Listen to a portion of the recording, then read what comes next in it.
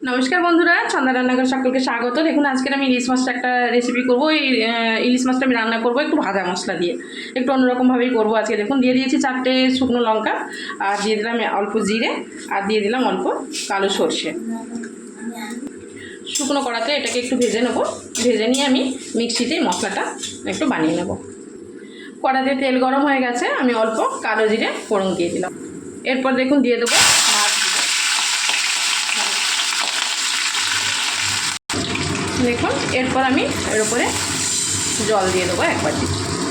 এরপর দেবো চেরা কাঁচা লঙ্কা, আর দেবো অল্প হলুদ, আর দেবো পরিমাণ মতো লবণ। এইভাবে যখন ফুটে উঠবে তখন আমি ফ্লেমটা কমিয়ে নিয়ে 5 মিনিট চাপা দিয়ে দেবো। ফিরে এলাম। এরপর আমি এর মধ্যে ভাজা মশলাটা অ্যাড করে দেবো। মিক্সিতে গুঁড়ো করে নিয়েছি আমি মশলাটা, ভাজা মশলাটা পরিমাণ মতো দেবো, সবটা লাগলো না আমার। এরপর একটু ভালো করে মশলাটাকে মিক্সড করে নেব। আর দেখুন একদম এটাও মরে গেছে অনেকটা জলটা, যে পরিমাণ জলটা দিয়েছিলাম মাছটা সেদ্ধ হয়ে গেছে ওই জলের মধ্যে। এরপর ভালো করে এভাবে একটু মিক্স করে নিয়ে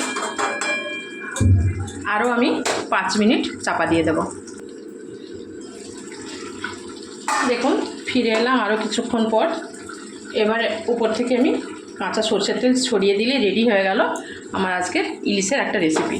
এইভাবে রান্না করলে ইলিশ মাছটা অন্যরকম একটু টেস্ট লাগে, খুব সুন্দর হয়। বন্ধুরা আপনারা অবশ্যই একবার করে দেখবেন।